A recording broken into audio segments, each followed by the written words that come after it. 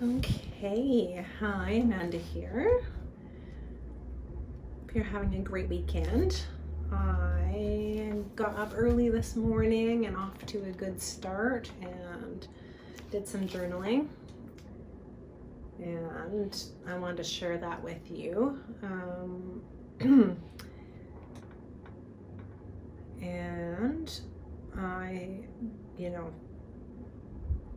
let me just read it. Daily living at all levels. So mental, emotional, physical, and spiritual. Too often we prioritize the physical, but it's the tip of the end of the sword. The hand that carries the sword is our spirit, because spirit's hand is always guiding us through our daily battles. Where we can keep our sword sheathed in a friendly territory, or when we need to pull it out of the sheath and fight for our salvation, fight for what's rightfully ours to defend or to conquer. And then I was thinking the mental sheath, the blade, is our mind, the intelligence that directs the tip of the blade, which is the physical. And without the mind, we would be like same as animals. If we didn't have our mental intellect, our studying and our strategizing, we would be no different than anything else on the planet. And the hilt, the cross bar, the hilt of the sword, that steadies the sword and allows us precision and control, is the mental body. So I got on thinking about the sword, partly because I just finished the Viking show where there was a ton of fighting. And then that last chapter I just read, he was saying that his ego, small self, had all these preferences, what he liked and didn't like, and it constantly made turmoil. So he started an experiment to surrender. And when he was taking his exam that he was unprepared for, he just like meditated and opened the book to like a couple sections and studied it, and then showed up thinking that he was gonna like fall on his own sword, like kamikaze, and kill himself. But it's interesting that he used the word sword, because that's what came to me this morning in my writing, was about the sword. And turns out like 3 of the questions on the exam out of 3, all of them were what he randomly was guided to open up to and memorize, and he aced his exam. So he didn't fall on a sword and die. He actually proved that we always have our back. We always have something supporting us. And that's what I was thinking in my writing, was I saw the hand of our spirit, our larger non-physical self, like all of the guides, everything on the non-physical is the hand that's on our sword.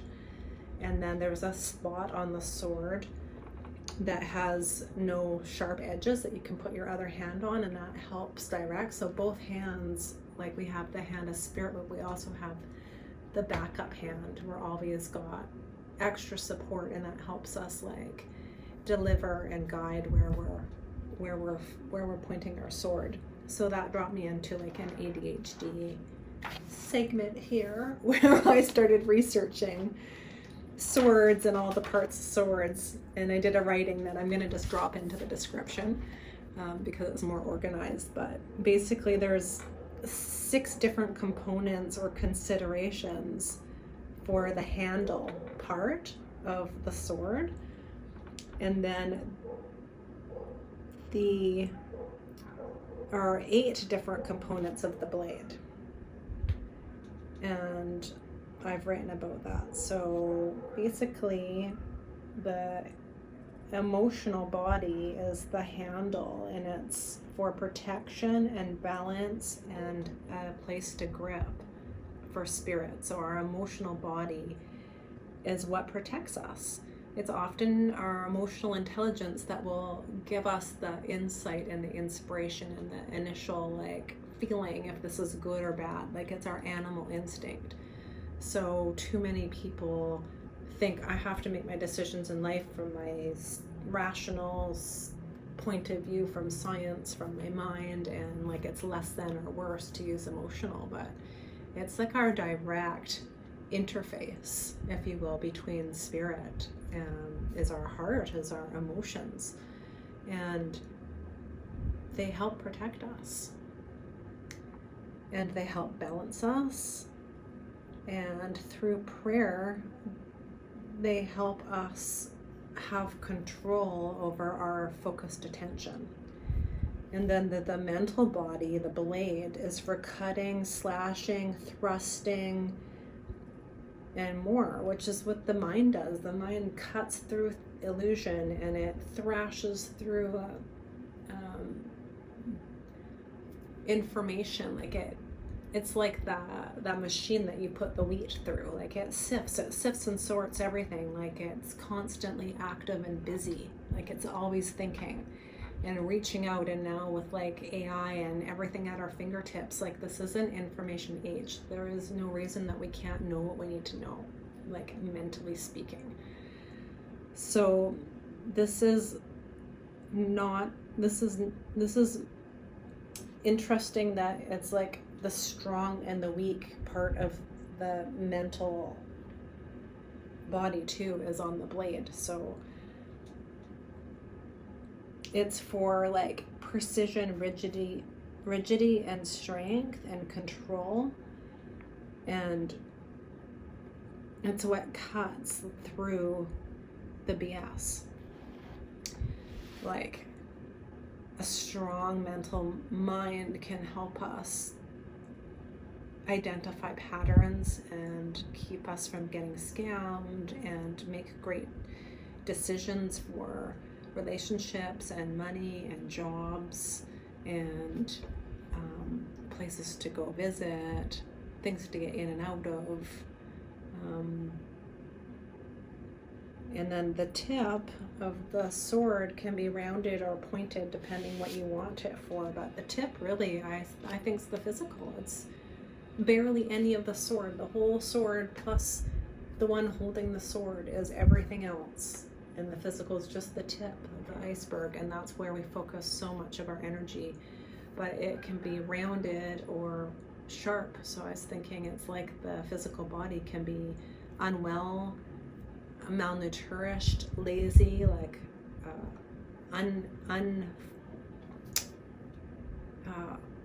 unfocused, like not focused, but like, you know, not working out, soft, not healthy, like poorly, like not in good shape. The body can be like a very bad place to be, like very treated wrong, really.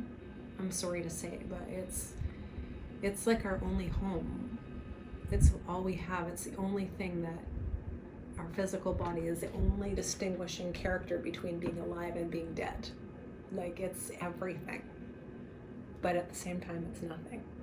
Because all of the rest of us exist without the physical body, but not here, not in our life, not on earth. And then it can be sharp. It can be exercised, hard, well nurtured, eat well, focus well, structured, like a finely tuned instrument, like an athlete. Like that's, if we get to choose like how to have our body, how to have the one tool that sets us apart in life, why are we choosing to poison it with inactivity and poor food and indulgence, drugs, alcohol?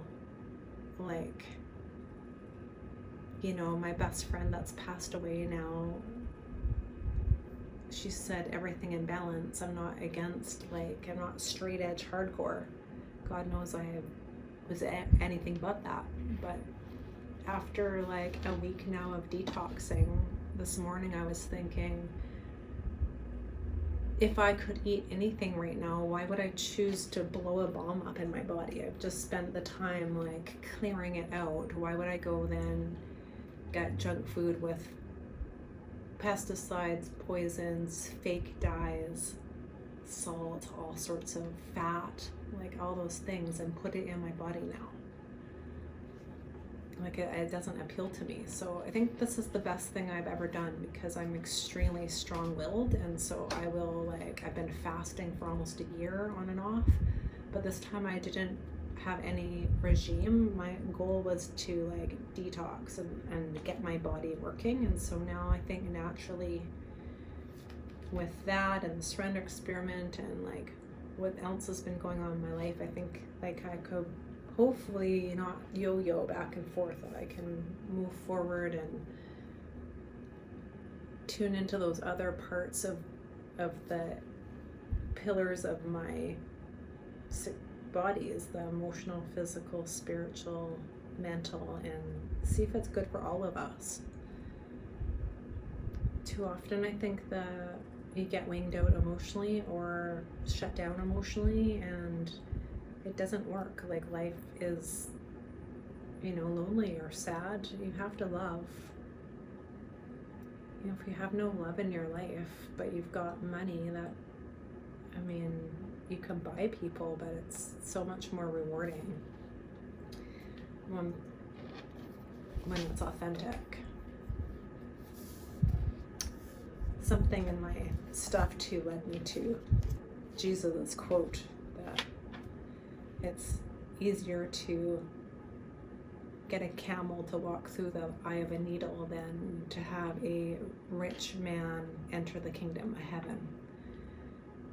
And that's that physical again, hey? Like the tip of the sword, the financial success, and how that filters down through the mental, the emotional, the spiritual, and how is that money made, and what are you doing with that money? Like money does add layers onto your decisions and makes things beautiful. If you are beautiful inside and have beautiful intentions.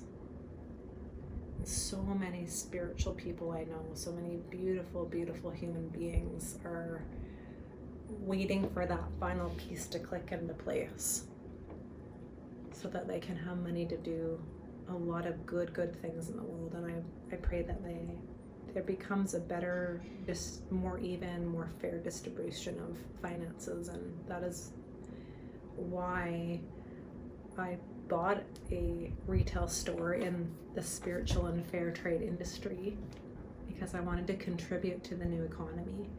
And it's why I was interested in living off grid and and it's why I like crypto. All the things that I'm drawn to have that new economy and the in my opinion, proper use of our decisions moving forward so that everybody wins. Well, let's see how we do with the crypto. I was watching that this might be the last month of the sideways chop and the pullback. So I'm really hoping some things come into place so that we can be set up for next month. And hopefully we all get to ride the wave up.